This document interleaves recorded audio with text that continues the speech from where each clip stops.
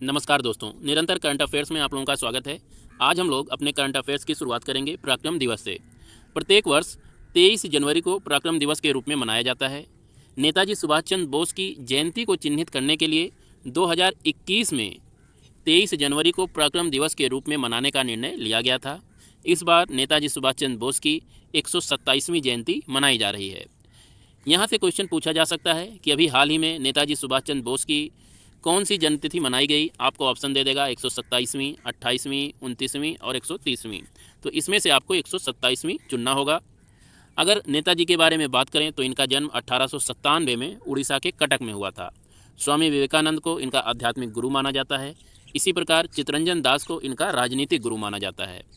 सुभाष चंद्र बोस ने कांग्रेस के हरिपुरा अधिवेशन में, जो कि 1938 में आयोजित हुआ था, उसमें अध्यक्ष पद का चुनाव जीता था और उसके एक साल बाद 1939 में ही त्रिपुरी कांग्रेस अधिवेशन में उन्होंने गांधी जी द्वारा समर्थित पट्टाभी सीतारमैया को हराकर एक बार फिर कांग्रेस के अध्यक्ष पद का चुनाव जीता था।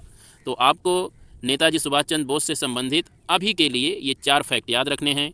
पहला, आध्यात्मिक गुरु विवेकानंद, राजनीतिक गुरु चित्तरंजन दास।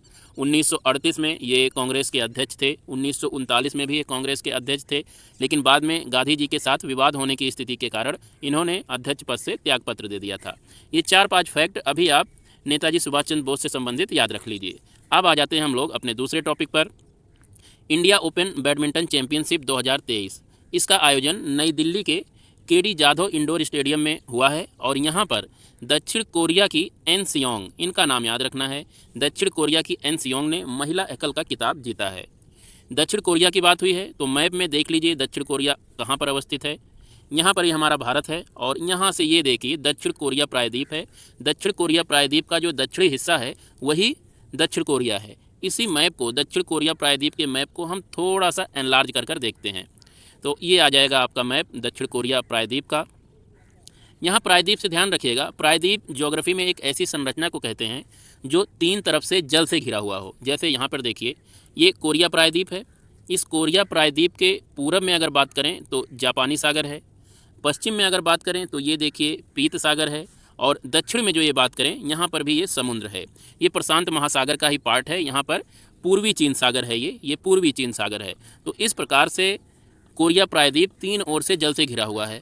इस कोरिया प्रायद्वीप पे 2 देश प्रमुख हैं। पहला देश है नॉर्थ कोरिया, जिसकी राजधानी प्योंगयांग है, और दूसरा देश है साउथ कोरिया, इसकी राजधानी सियोल है। तो ये जो बैडमिंटन का इन्होंने खिताब जीता है ये यहीं साउथ कोरिया से ही आती हैं। यहाँ से ये चीज़ें आप ध्यान रखिएगा। यहीं पर एक फैक्ट और ध्यान रखिएगा आप कि कोरिया स्ट्रेट अवस्थित है, जो कि साउथ कोरिया को और जापान को अलग करता है। एक छोटा सा आइलैंड आपको याद रखना है, चेजू आइलैंड। पूछा जा सकता है कि चेजू आइलैंड किस महासागर में अवस्थित है, तो आपका उत्तर हो जाएगा प्रशांत महासागर में अवस्थित है। ये सारे के सारे पार्ट प्रशांत महासागर के ही पार्ट हैं, जो ये सारे सागर है प्रशांत महासागर के पार्ट हैं। तो इस तरह से आप एन सियोंग का नाम याद रखिएगा। इन्होंने महिला एकल खिताब जीता है इंडिया ओपन बैडमिंटन चैंपियनशिप में। अब आ जाते हैं अपने तीसरे टॉपिक पर। हमारा तीसरा टॉपिक है मोटे अनाज और जैविक उत्पादों पर अंतर्राष्ट्रीय व्यापार मेले का आयोजन हुआ है। International trade fair on millets and organic products, इसका आयोजन हुआ है अभी हाल ही में कर्नाटक के बेंगलुरु में। तो आपसे क्वेश्चन सीधे पूछा जा सकता है कि मोटे अनाजों पर अंतर्राष्ट्रीय व्यापार मेले का आयोजन भारत के किस शहर में हुआ है, तो आपका उत्तर हो जाएगा बेंगलोर। बेंगलोर में इसका आयोजन हुआ है।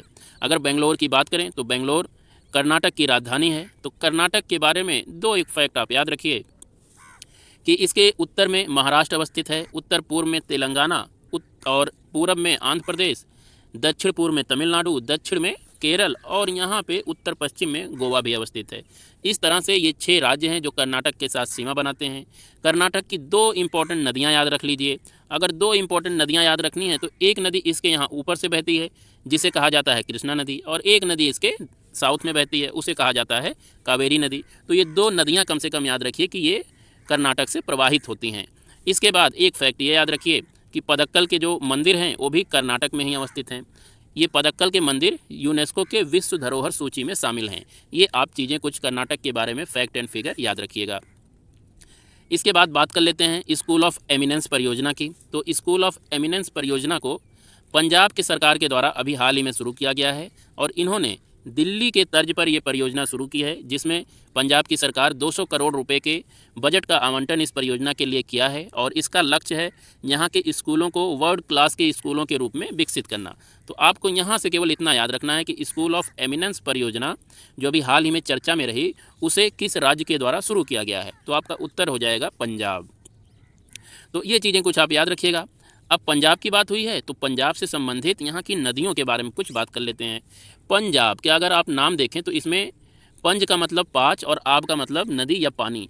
5 नदियों की भूमि को पंजाब कहा जाता है। लेकिन यहाँ ध्यान दीजिएगा, जो अभी का पंजाब है, हमारा जो पंजाब है, जो यहाँ पे येलो कलर में यहाँ पर देख रहे हैं, यहाँ पर इन 5 नदियों में से केवल 3 नदियाँ ही अवस्थित हैं और इन नदियों को आप सबेरा ट्रिक से याद रख सकते हैं। मैं इस मैप को थोड़ा सा बड़ा कर देता हूँ जिससे आपको थोड़ी सुविधा हो, और मैं कलर भी चेंज कर देता हूँ क्योंकि ये कलर कुछ ठीक नहीं लग रहा है, इस पर जच नहीं रहा है। तो अब हम लोग बात करते हैं।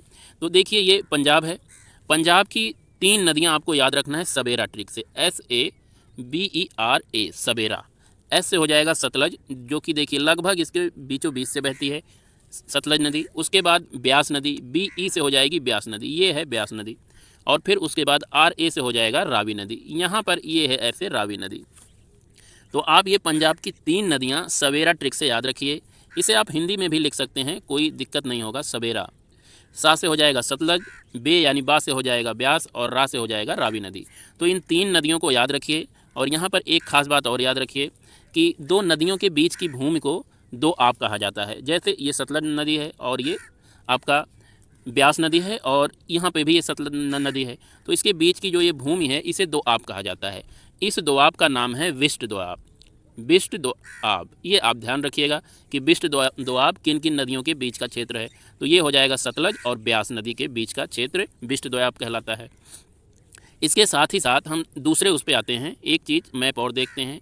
सतलज नदी पर 2 डैम अवस्थित हैं, बहुत प्रसिद्ध डैम हैं, भाखड़ा और नागल बांध। नागल बांध यहाँ पर दिया हुआ है और भाखड़ा बांध हिमाचल प्रदेश में अवस्थित है, इसीलिए हमने उसे यहाँ पे नहीं दिखाया। तो ये जो नांगल बांध है ये सतलज नदी पर बिल्कुल एकदम पंजाब और हिमाचल प्रदेश के बॉर्डर पर अवस्थित है, लेकिन ये नागल बांध पंजाब में ही है, ये आप ध्यान रखिएगा।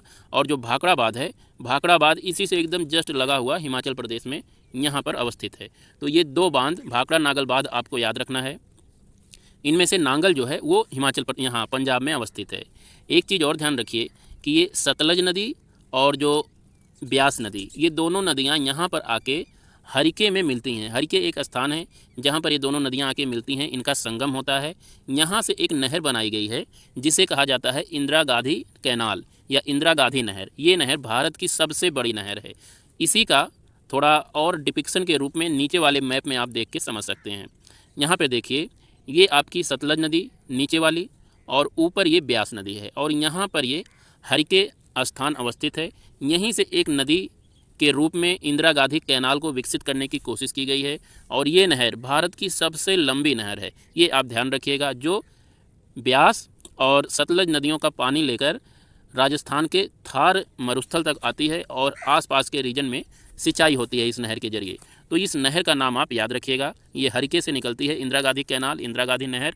कई बार पूछा है कि इंदिरा गांधी नहर जो है कहाँ से निकाली गई है, तो ये पंजाब के जो हरिके स्थान है वहाँ से निकाली गई है और ये जैसलमेर तक, ये आपका जो आप देख रहे हैं बीकानेर जैसलमेर, यहाँ तक इस नहर से सिंचाई होती है पूरे राजस्थान में। तो ये कुछ फैक्ट एंड फिगर थे आज करंट अफेयर्स के, और उसके साथ स्टैटिक फैक्ट्स एंड फिगर थे जिन्हें आप याद रखिए, आपके एग्जामिनेशन में आपको लाभ मिलेगा ज़रूर इससे। तो आज के लिए बस इतना ही, कल फिर मिलते हैं, तब तक के लिए नमस्कार।